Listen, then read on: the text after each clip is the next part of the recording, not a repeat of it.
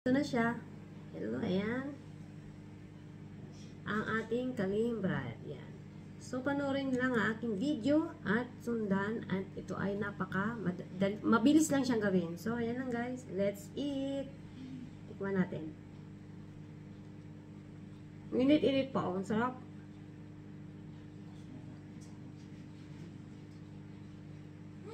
Thank you.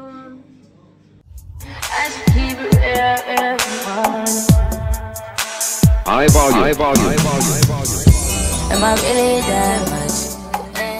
Good morning guys. Good morning. New day, new vlog. Ayan. Today's video ay gagawa tayo ng tinapay. Naka-gloves na ako kasi feel ko mag-gloves yan. Today ay magbibake ako ng kalihim bread. Nakita ko lang siya sa TikTok, so parang interesting naman siya at saka hindi siya mahirap gawin. So ito ay may palaman na ube at saka parang gusto ko siya. Kasi yung maalala mo nung kabataan mo sa Pilipinas, ang mura-mura yan. Sa lahat ng bakery makikita mo yan, may ube flavor. So yung guys, umpisahan natin siya. Sorry, 5 AM in the morning. Nagising ako 4:30. May pasok kasi ako mamaya. So gusto ko lang siya gawin ngayon ng mano-mano lang. Hindi ko ako gagamit ng machine para mag-ano lang to. So umpisahan natin. Umpisahan natin dito.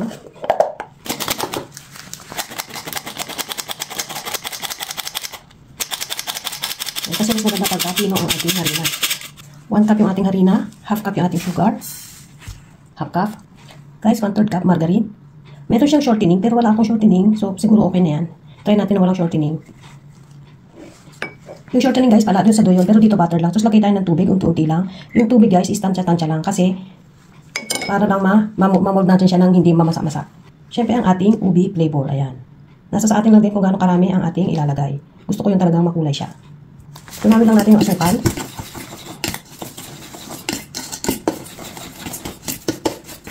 Ang bango. Tunawin ko na yung ubi. Madaling araw kasi ako gumamit ng machine muna. So yun guys. Again, walang shortening dito. Doon tayo sa maglalagay ng shortening. Pero susubukan natin ng walang shortening kasi wala akong shortening. So ganyan na siya guys. Dagdag lang ng konti ng tubig. Dadagdagan ko pa siya ng konti. Ayan na guys. Ayan na siya guys. Magawa muna siya dyan. I-set aside muna natin yan. 1 1/3 cup flour. Nawala tayo doon sa ating pabalat. Siyempre, ganyan pa rin natin siya. 2 tablespoon sugar, half teaspoon salt, 1 teaspoon powdered milk. Haluin muna natin.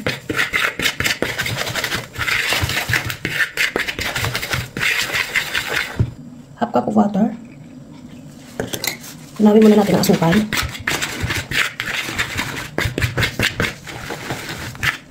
Pag sa tingin nyo guys, kulang yung tubig kasi minsan depende yan sa harina. Magdagdag na lang tayo uli ng paunti-unti. Ayan. At ang ating margarine. Again guys, meron toong shortening pero wala akong shortening. Meron ba pero expired na. So, ito lang ang aking ilalagay ngayon. Siguro pwede naman din yan. So, atin na siyang i-mix. Ayan. Hanggang sa makuha natin yung gusto nating texture.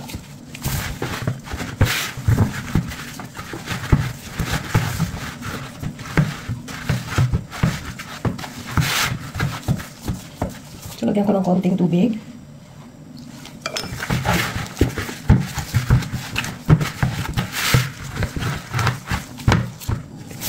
Ayan na siya guys. Pag napapansin nyo na malinis na yung gilid, kahit sa machine, pag ginamit nyo yung machine na pang-dough, pag malinis siya yung sabihin, maganda yung pagkaano ng ating dough. So, tuloy lang natin yan at atin na siyang ilalatag maya-maya.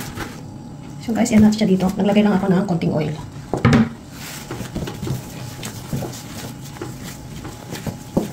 Hindi ako naglalagay ng harina kasi na magda-dry.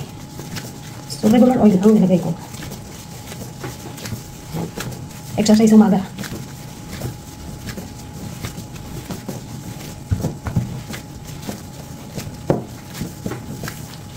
So, kita nyo makinis na rin siya. Meron akong pang ano, yung parang placemat pang ano ng bread. Pero mas bet ko ang sa ganito talaga. So, itabi muna natin yan. Dito na tayo guys. So, kasi i-roll natin siya. Kailangan pareho siya ng haba. Ito yung ating palaman. Ito yung ating pabalat. So, palaparin na natin to. Palaparin na natin. So, dito na tayo guys. Palaparin na natin siya.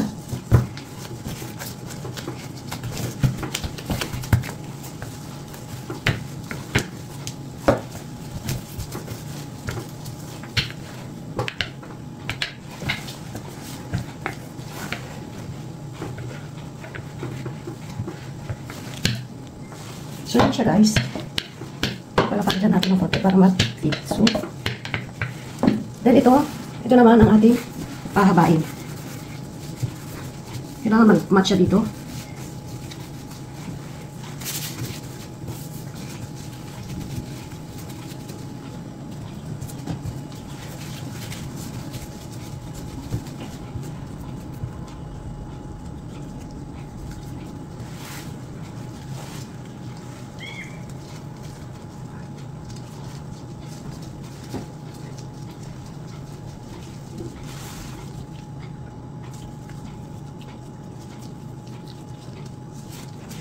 Hindi pa siya malapad, masyado siyang matigas at makapal.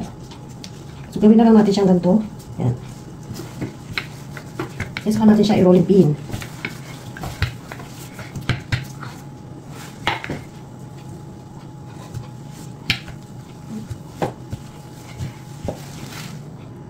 Yan, so guys, lagay lang natin siya ng ganyan para mag-pantay talaga siya.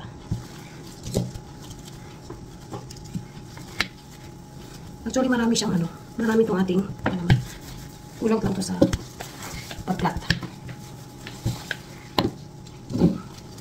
Makapal pa siya. So, yan.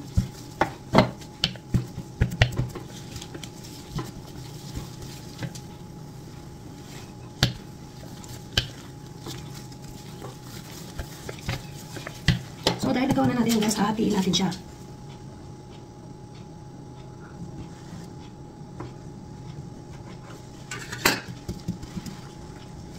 Tapos babasahin natin siya ng ganito. Dapat pala nabasa na natin ang umpisa.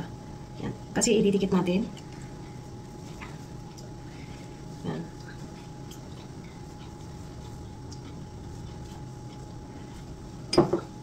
Siya na siya guys. And then i-roll na natin yan. Teka lang, pakita ko sa inyo. Kasi guys, i-roll lang natin siya ng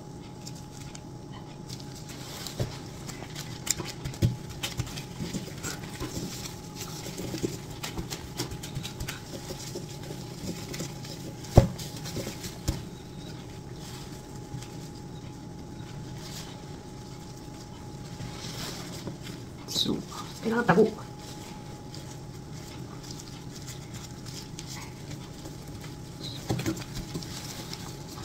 Ang ating dulo.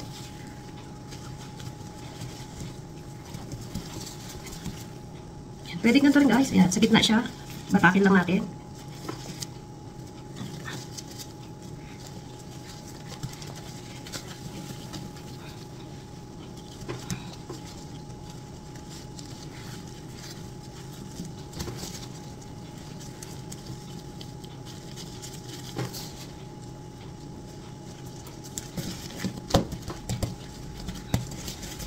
So yun guys, meron tayo na doon ganyan.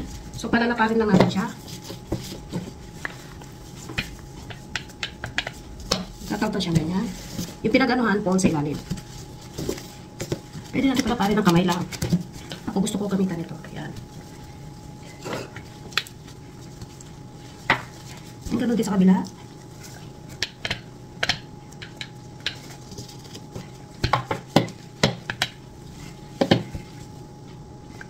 Hangin.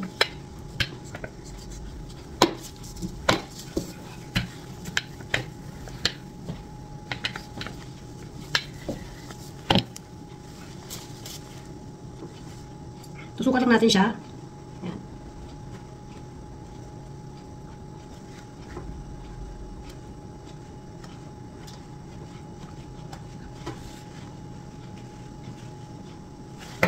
And then, hatian natin siya sa pagitan ng ating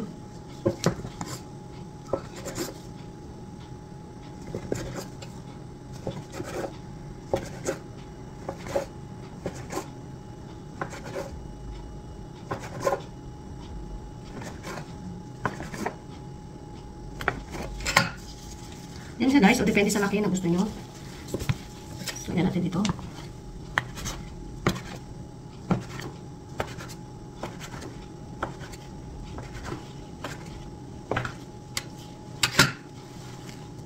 So guys, ganito siya, oh. Ayan. Ganyan siya, ang ganda, oh. Tsaka ang bango-bango, may ube. So, lagay lang natin siya sa baking tray.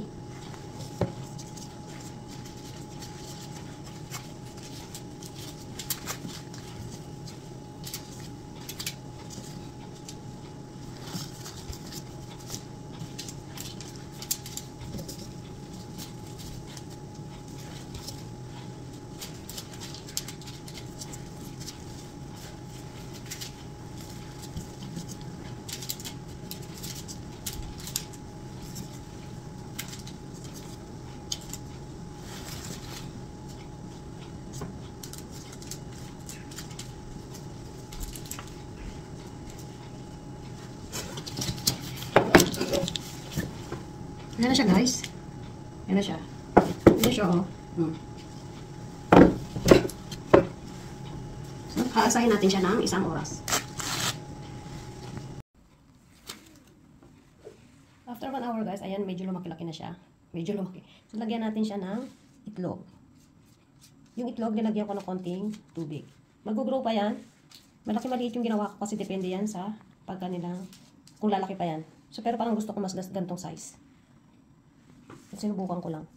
Guys, first ko lang itong ginawa. Ngayon lang, sinubukan ko. Nakita ko siya sa TikTok.